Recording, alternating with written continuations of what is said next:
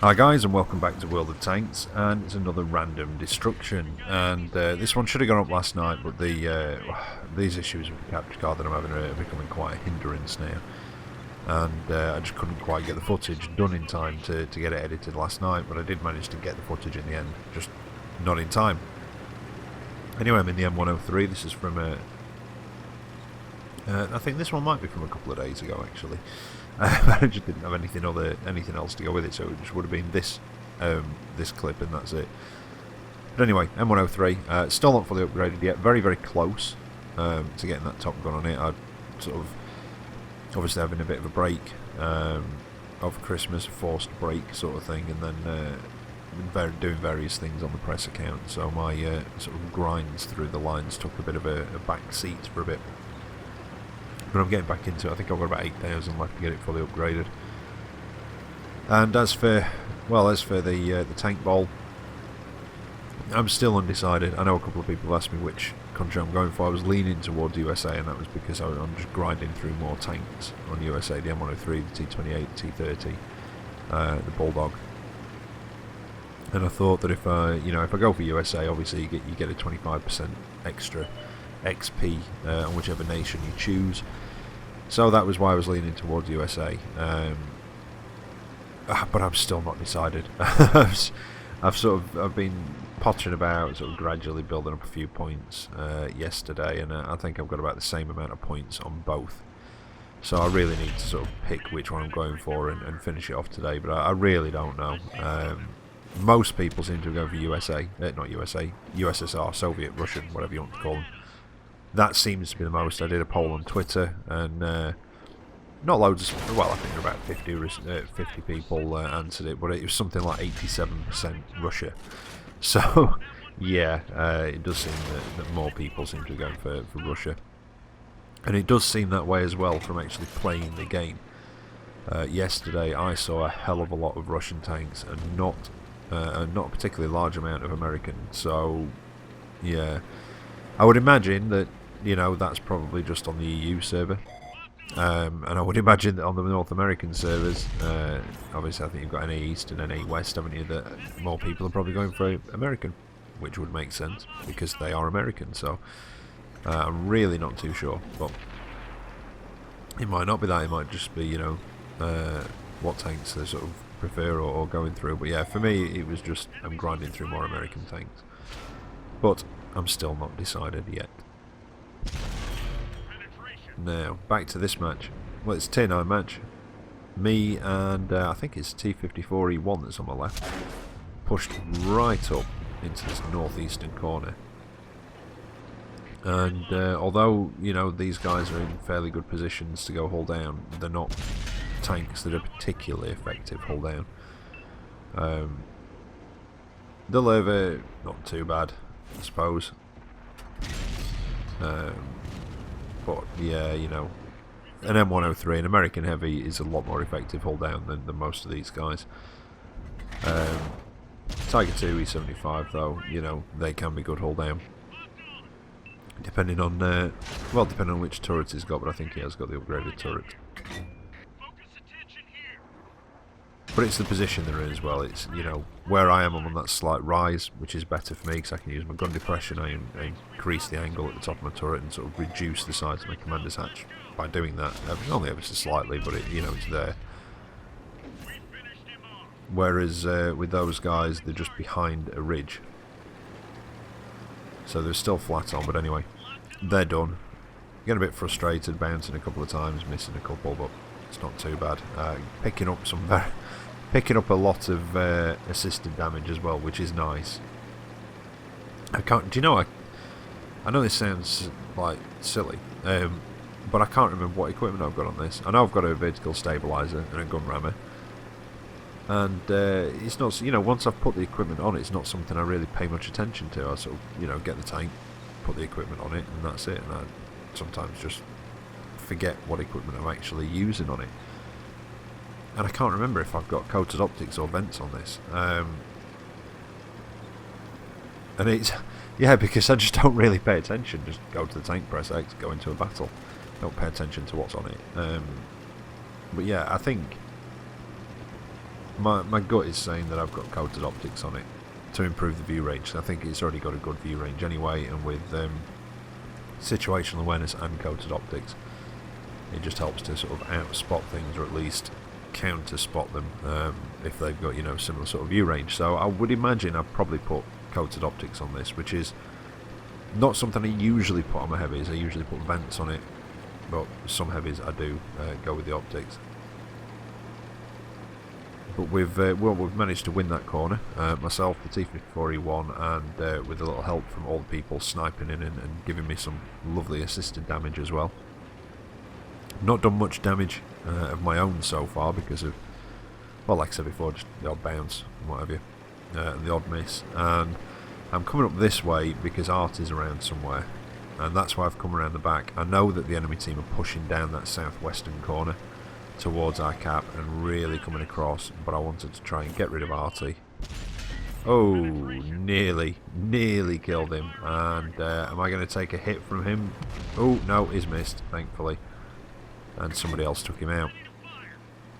So that's Artie dealt with. That's sort of one threat that's done. Now there was a TD round here because I think he took out that medium, and I was trying to come around to get around behind him. I was hoping he might be able to hold him off until I could get around behind him and help him out.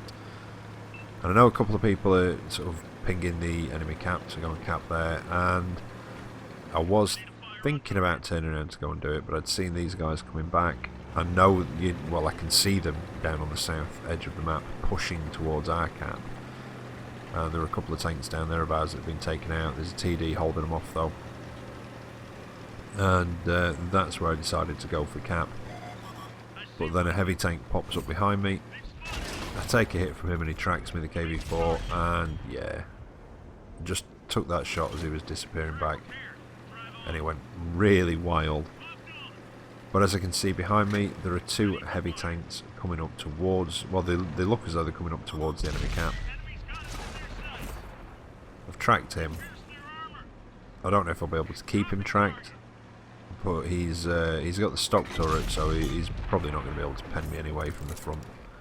So I think I'm being a bit too cautious, but he gets taken down. I think it was one of those heavies behind me, I'm pretty sure it was, yep. But there's now the T10 coming up as well. The enemy are about to go into our cap. In fact, yeah, they have. We've got in as well though, and we have two in there, whereas they've only got the one. So we're going to cap twice as fast, or well, yeah, more or less twice as fast. Not quite twice as fast, but you know, getting up there.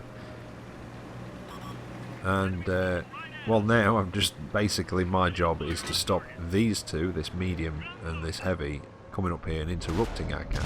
The enemy team have given up though. They've given up on capping, because as you can see down near our cap, yeah, there's a little force of friendly tanks. In fact, basically, no, I'm going to say everything that's left, but it's not. There's a tank off to my left as well.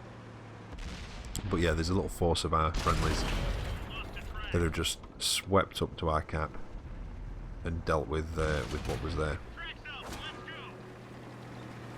So it's now looking a pretty safe bet for a win at this point. We've got two cap in. The T44 and the T10 can't get anywhere near cap to reset it, and even if they did, we've now got the rest of those guys that were down near our cap coming up to flank, well, to basically flank what's left, which is this Indian Panzer. Oh, nearly took him down, but yeah, the Indian Panzer and the T10. But the Indian Panzer's done. So now it's a case of going for the T10, and yeah, he decides to get the hell out of there, which I think is probably the wise move. Managed to get a lucky hit on him then. That was very lucky. I didn't think that one would hit. And this is where I decide to just go for the ram, and where he decides to get the hell out of dodge. But we're not going to let him, are we? No, no, no, you don't let people get away. Not at this stage in the game. Get back here. Oh, donked. Completely donked that one. The KV4 dropped down, got a hit into him. Took a hit in return, it looked like, and I just managed to shave off the last bit of health for that kill. So not too bad damage-wise from myself in the end. It was looking a bit poor to start with, but I got a decent amount of assisted there, and a decent amount from a daily double, 6,000. I'll take that. I'm happy with that one. I know it was top tier, but I still came out of that with an ace tanker. I think that was my first ace on the M103. Steel wall, 3,600 of my own damage, 3,200 assisted, and 3,100 blocked. All the threes there. So yeah, quite a nice round, that one. And I'm really beginning to sort of get to grips with the M103 a bit. I wasn't keen on it at first. The stock turret's a bit, I don't know. The stock turret just seems to get penned all the time. It really does. But then the turret upgrade has same armor, physical armor figures, but the actual armor profile itself is quite different and bounces a lot more than the stock one does. And you don't gain a lot of pen with the top gun, but it's sort of everything. You gain a little bit of pen, you gain a little bit of rate of fire, a bit better accuracy, and a bit better aim time. So it all sort of comes together with the top gun. So I'm looking forward to getting that one. I'm looking forward to getting the T110 E5 as well, so that's why I'm doing it. Anyway, next one for you. I am in the T28 Concept or the T28 HTC, depending on what you want to call it. Both. HTC still is heavy tank concept, so most people just call it the Concept. But yeah, I just thought I'd jump in it. It's tier 7 American TD. I've not been in it for a long time. It's been just sat in my garage, and there's a bundle basically at the minute in the garage, and it's not bad. Decent enough price. It's I think it works out. It's about 9,000 gold, I think, and you get this and the M56 Scorpion. Both tier 7 American TDs, both very, very different. The Scorpion, the American one, is essentially a gun on tracks. That's it. It's got 1mm of armour all round. Yeah, you heard that. But it's good fun. I've had some great games in it, and it doesn't matter what's shooting at you. Everything's going to pen anyway, so you just, you can go for it. But it's very sneaky. It's quite quick. Not as quick as like the E25 and things like that, but it's quite nimble and quick. Turning's a bit crap. It's got a good gun firing arc though, and very good gun depression. But anyway, we're not here to talk about that one. We're here to talk about the Concept. But yeah, that's why I jumped in this. I'd seen it in the store, and I thought, do you know what? I might jump in that and have a little run about in it, because I've not been in it for such a long time.